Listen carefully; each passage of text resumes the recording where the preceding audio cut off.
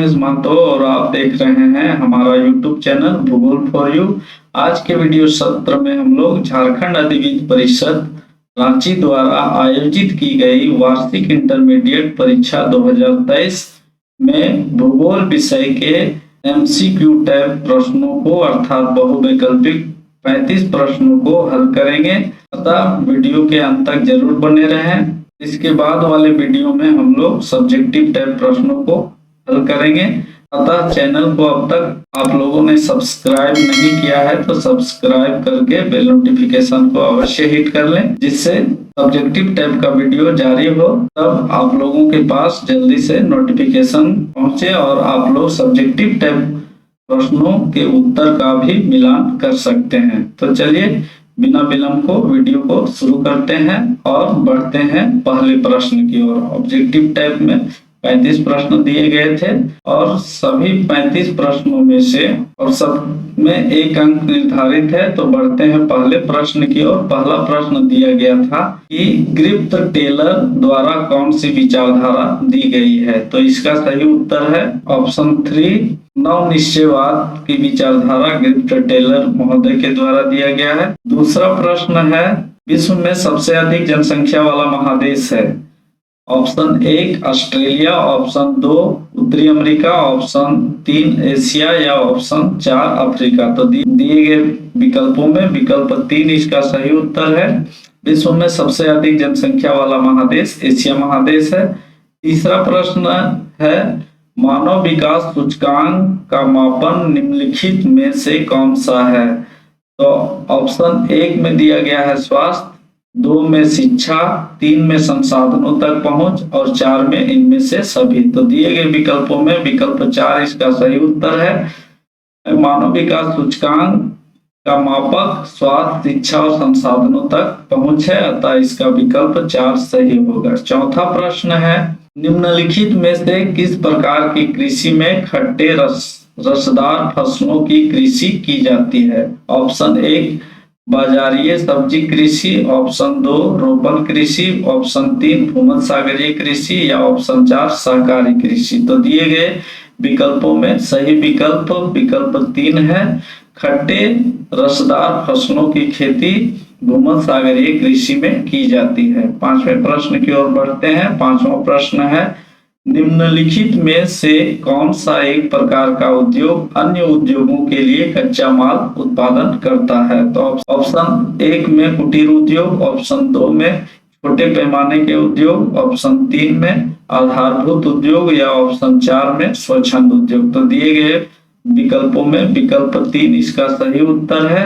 आधारभूत उद्योग ही अन्य उद्योगों के लिए कच्चा माल उपलब्ध कराते हैं, जैसे कि लोहा इस्पात उद्योग। अगला प्रश्न की ओर बढ़ते हैं। 6ठा प्रश्न है निम्नलिखित में से कौन सा एक तृतीय क्रियाकलाप है।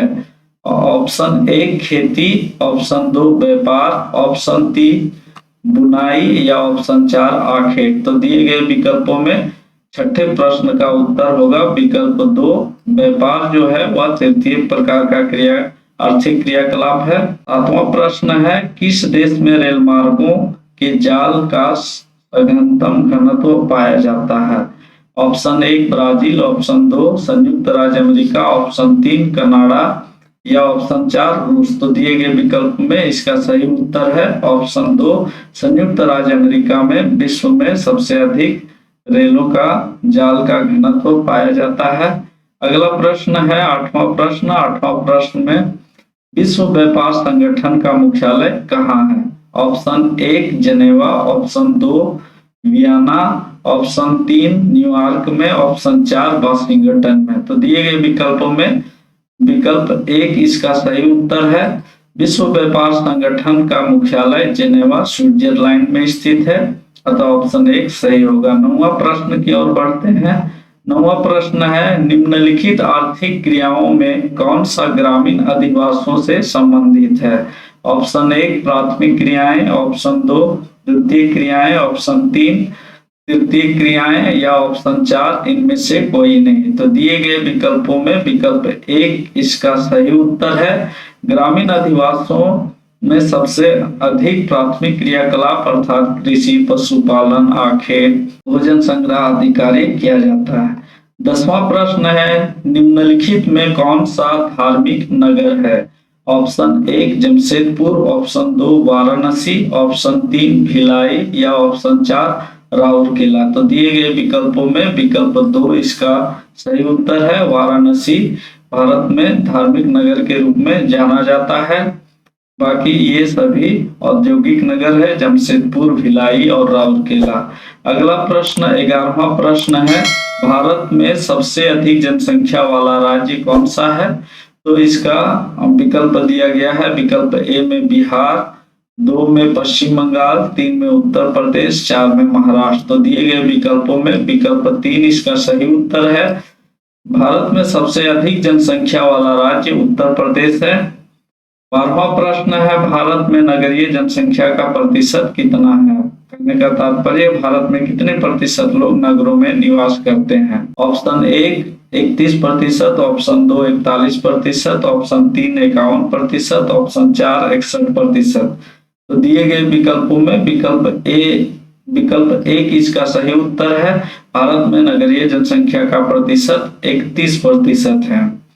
13वां प्रश्न है, प्रवास के वे कारण जो विभिन्न स्थानों से लोगों को आकर्षित करते हैं कहलाते हैं, क्या कहलाता है? ऑप्शन 1 में अप्रवास, 2 में उत्प्रवास, 3 में अपकर्ष कारक या 4 प्रतिकर्ष कारक। तो दिए गए विकल्पों में इसका सही उत्तर अपकर्ष कारक। अपकर्ष कारक उन कारकों को कहा जाता है जो लोगों को अपने ओर आकर्षित करता है, जैसे शिक्षा की सुविधा, स्वास्थ्य की सुविधा, जीवन स्तर का उच्च होना, ये सभी जो है वो अपकर्ष कारक हैं। 14वां प्रश्न की ओर बढ़ते हैं। 14वें प्रश्न में दिया गया है, वर्ष 2011 में भारत में किस राज्य में स्त्री साक्षरता उच्चतम रही है? तो ऑप्शन 1 में तमिलनाडु, 2 में बिहार, 3 में केरल, 4 में हिमाचल प्रदेश। तो दिए गए विकल्पों में विकल्प 3 इसका सही उत्तर है। केरल राज्य में सबसे अधिक साक्षरता दर भी है, साथ ही साथ स्त्रियों का साक्षरता प्रतिशत भी अधिक है। 15वां प्रश्न है, भारत का सबसे बड़ा नगर है कौन सा? Option 1 Calcutta, option 2 Delhi, option 3 Mumbai, option 4 Chennai. तो दिए गए विकल्पों में विकल्प 3 इसका सही उत्तर है। मुंबई भारत का सबसे बड़ा नगर है। 16वां प्रश्न है, भारत में हरित क्रांति की शुरुआत हुई? ऑप्शन 1 1950 के दशक में, ऑप्शन 2 1960 के दशक में, ऑप्शन 3 1970 के दशक में या ऑप्शन 4 1980 के दशक में। तो दिए गए विकल्पों में विकल्प 2 इसका सही उत्तर है। हरित क्रांति की शुरुआत 1960 के दशक में हुआ था। हरित क्रांति का संबंध फसलों के उत्पादन में वृद्धि से है। 17वां प्रश्न है, निम्नलिखित में से कौन सी रोपण फसल नहीं है? ऑप्शन 1 रबड़, ऑप्शन 2 चाय, ऑप्शन 3 कॉफी, ऑप्शन 4 मक्का। तो दिए गए विकल्पों में विकल्प 4 इसका सही उत्तर है। मक्का जो है वह रोपण फसल का उदाहरण नहीं है, बाकी रबड़, चाय, कॉफी ये सभी रोपण फसल का उदाहरण है। 18वां प्रश्न है, भारत की 2 अत्यधिक प्रदूषित नदियां हैं। दिए गए विकल्प हैं, विकल्प 1 नर्मदा व ताप्ती, विकल्प 2 महानदी व गोदावरी, विकल्प 3 गंगा व यमुना, विकल्प 4 कृष्णा व कावेरी। तो दिए गए विकल्पों में सही विकल्प इसका और विकल्प 3 होगा। गंगा और यमुना भारत के अत्यधिक प्रदूषित नदियों में इन नाम आता है। 19वां प्रश्न है, हल्दिया तेल शोध कारखाना अवस्थित है? ऑप्शन 1 ओडिशा में, ऑप्शन 2 पश्चिम बंगाल में, ऑप्शन 3 झारखंड में या ऑप्शन 4 बिहार में। तो दिए गए विकल्पों में विकल्प 2 इसका सही उत्तर है। हल्दिया तेल शोध कारखाना पश्चिम बंगाल में स्थित है। 20वें प्रश्न की ओर बढ़ते हैं। 20वां प्रश्न है, झरिया क्षेत्र किसके लिए प्रसिद्ध है? ऑप्शन 1 कोयला, ऑप्शन 2 तांबा, ऑप्शन 3 बॉक्साइट, ऑप्शन 4 अभ्रक। तो दिए गए विकल्पों में विकल्प 1 इसका सही उत्तर है। झरिया जो है वह कोयला के लिए प्रसिद्ध है और झारखंड में स्थित है। 21वें प्रश्न की ओर बढ़ते हैं। 21वां प्रश्न है बोकारो इस्पात केंद्र है, इस प्रकार का उद्योग है, निजी क्षेत्र का उद्योग है, दूसरा में सार्वजनिक क्षेत्र का उद्योग है, तीसरा में संयुक्त क्षेत्र का उद्योग है, या चौथा इनमें से कोई नहीं। तो दिए गए विकल्पों में विकल्प 2 इसका सही उत्तर है। बोकारो इस्पात केंद्र सार्वजनिक क्षेत्र का उद्योग है, लोहा इस्पात उद्योग है। 22वां प्रश्न है निम्नलिखित में से किस शहर को भारत का मैनचेस्टर कहा जाता है? Option 1 Chennai, option 2 Ahmedabad, option 3 Punjab, या ऑप्शन 4 महाराष्ट्र। तो दिए गए विकल्पों में विकल्प 2 इसका सही उत्तर है।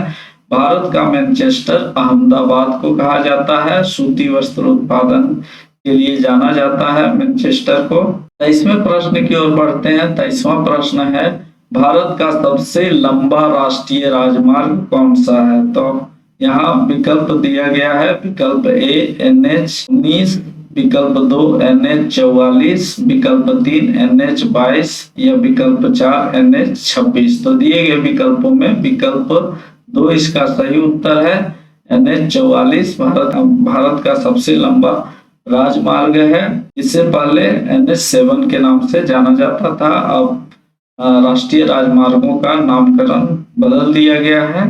अतः अभी भारत का सबसे लंबा सड़क मार्ग जो है वह NH-44 है। 24वें प्रश्न की ओर बढ़ते हैं। 24वां प्रश्न है उत्तर दक्षिण गलियारा जोड़ता है। उत्तर दक्षिण गलियारा जो है वह सड़क मार्ग है जो किन 2 स्थानों को जोड़ता है? ऑप्शन 1 में जम्मू को चेन्नई से, ऑप्शन 2 में वाराणसी को चेन्नई से, ऑप्शन 3 श्रीनगर को कन्याकुमारी से, या ऑप्शन 4 वाराणसी को कन्याकुमारी से। तो दिए गए विकल्पों में विकल्प 3 इसका सही उत्तर है। उत्तर दक्षिण गलियारा जो है वो भारत के श्रीनगर से कन्याकुमारी तक जोड़ता है। श्रीनगर जम्मू कश्मीर में है और कन्याकुमारी तमिलनाडु में है। 25वें प्रश्न की ओर बढ़ते हैं। 25वां प्रश्न है भारत की प्रथम रेलवे लाइन किन नगरों के मध्य निर्मित की गई थी? ऑप्शन 1 मुंबई से गोवा, ऑप्शन 2 मुंबई से पुणे, ऑप्शन 3 मुंबई से ठाणे, ऑप्शन 4 मुंबई से अहमदाबाद। तो दिए गए विकल्पों में विकल्प 3 इसका सही उत्तर है। भारत में प्रथम बार रेल लाइन का निर्माण मुंबई से ठाणे के बीच किया गया था। 26वां प्रश्न की ओर बढ़ते हैं। 26वां प्रश्न है कोलकाता बंदरगाह स्थित है। ऑप्शन 1 केरल में, ऑप्शन 2 पश्चिम बंगाल में, ऑप्शन 3 उड़ीसा में, या ऑप्शन 4 मुंबई में। तो दिए गए विकल्पों में विकल्प 2 इसका सही उत्तर है। कोलकाता बंदरगाह पश्चिम बंगाल में स्थित है। 27वां प्रश्न है धारावी बस्ती कहाँ अवस्थित है? धारावी भारत का सबसे बड़ा मलिन बस्ती है, गंदी बस्ती है, एशिया का भी यह सबसे बड़ी मलिन बस्ती है। तो इसका ऑप्शन दिया गया है। ऑप्शन 1 में मुंबई, ऑप्शन 2 में कोलकाता, ऑप्शन 3 में दिल्ली, ऑप्शन 4 में चेन्नई। तो दिए गए विकल्पों में विकल्प ए इसका सही उत्तर है। धारावी जो मलिन बस्ती है, गंदी बस्ती है, वह मुंबई में स्थित है। 28वां प्रश्न है निम्नलिखित में से कौन सा अम्ल वर्षा का एक कारण है? ऑप्शन ए जल प्रदूषण, ऑप्शन 2 भूमि प्रदूषण, ऑप्शन 3 ध्वनि प्रदूषण, या ऑप्शन 4 वायु प्रदूषण। तो दिए गए विकल्पों में विकल्प 4 इसका सही उत्तर है। जो अम्लीय वर्षा होती है वह वायु प्रदूषण के कारण होती है। 29वां प्रश्न है ज्योग्राफिया जनरलिस किसने लिखी है? ऑप्शन 1 विडाल डिलावलास, option 2 Bernhard Varenius, option 3 Francis bacon, या ऑप्शन 4 चार्ल्स डार्विन। तो दिए गए विकल्पों में विकल्प 2 इसका सही उत्तर है ज्योग्राफिया जनरलिस का लेखक बर्नहार्ड वारेनियस है। 30वें प्रश्न की ओर बढ़ते हैं। 30वां प्रश्न है निम्नलिखित में से जनसंख्या वितरण को प्रभावित करने वाले कारक कौन से हैं? तो ऑप्शन 1 जलवायु, ऑप्शन 2 मृदा, ऑप्शन 3 जल की उपलब्धता, ऑप्शन 4 इनमें से सभी। तो दिए गए विकल्पों में विकल्प 4 इसका सही उत्तर है। जनसंख्या वितरण को प्रभावित करने वाले कारक जलवायु भी है, मृदा भी है और जल की उपलब्धता भी है। 31वें प्रश्न की ओर बढ़ते हैं। 31वां प्रश्न है, विश्व में निम्नलिखित में से किस देश का न्यूनतम लिंगानुपात है? विकल्प 1 में ईरान, विकल्प 2 में पाकिस्तान, विकल्प 3 में सऊदी अरब या विकल्प 4 में इराक। तो दिए गए विकल्पों में विकल्प 3 इसका सही उत्तर है। सऊदी अरब में तेल उत्पादन के कारण बाहरी देशों से वहां पर पुरुष चयनित प्रवास होने के कारण वहां पर लिंगानुपात कम हो गया। 32वां प्रश्न है, पर्वतीय प्रदेशों में किस प्रतिरूप के अधिवास पाए जाते हैं? ऑप्शन 1 आयताकार प्रतिरूप, ऑप्शन 2 सीढ़ीनुमा प्रतिरूप, ऑप्शन 3 पंखानुमा प्रतिरूप या ऑप्शन 4 तारानुमा प्रतिरूप। तो दिए गए विकल्प में पर्वतीय क्षेत्रों में जो बस्तियों के प्रतिरूप पाए जाते हैं वह सीढ़ीनुमा पाए जाते हैं, अतः इसका विकल्प 2 सही उत्तर है। 33वें प्रश्न की ओर बढ़ते हैं। 33वां प्रश्न है, बुशमैन प्रजाति समूह कहाँ पाए जाते हैं? ऑप्शन 1 अमेरिका में, ऑप्शन 2 अफ्रीका में, ऑप्शन 3 यूरोप में या ऑप्शन 4 एशिया में। तो दिए गए विकल्पों में विकल्प 2 इसका सही उत्तर है। बुशमैन प्रजाति जो पाए जाते हैं वह अफ्रीका महादेश में पाए जाते हैं। 34वें प्रश्न की ओर बढ़ते हैं। 34वां प्रश्न है, दामोदर घाटी परियोजना DVC स्थित है? दामोदर वैली कॉर्पोरेशन स्थित है। ऑप्शन 1 महाराष्ट्र में, ऑप्शन 2 झारखंड में, ऑप्शन 3 ओडिशा में, ऑप्शन 4 उत्तराखंड में। तो दिए गए विकल्पों में इसका सही उत्तर है विकल्प 2 दामोदर घाटी निगम या दामोदर वैली कॉर्पोरेशन झारखंड में स्थित है। दामोदर नदी पर दामोदर तथा दामोदर की सहायक नदियों पर बांध बनाया गया है, जिससे यह एक बहुउद्देशीय परियोजना है जिससे बाढ़ का नियंत्रण होता है, साथ ही साथ सिंचाई के लिए जल उपलब्ध होता है। ये बहुत सारे इसके फायदे हैं। 35वां और अंतिम प्रश्न जो दिया गया है बिटुमिनस किस खनिज का प्रकार है? तो विकल्प ए लोहा का, विकल्प 2 अभ्रक का, विकल्प 3 कोयला का या विकल्प 4 बॉक्साइट का। तो दिए गए विकल्पों में विकल्प 3 इसका सही उत्तर है। बिटुमिनस कोयला का एक प्रकार है और यह उच्च कोटि के कोयला की श्रेणी में रखा जाता है। एंथ्रासाइट है, बिटुमिनस, लिग्नाइट और पीट कोयला जो होता है वो कोयला के प्रकार है।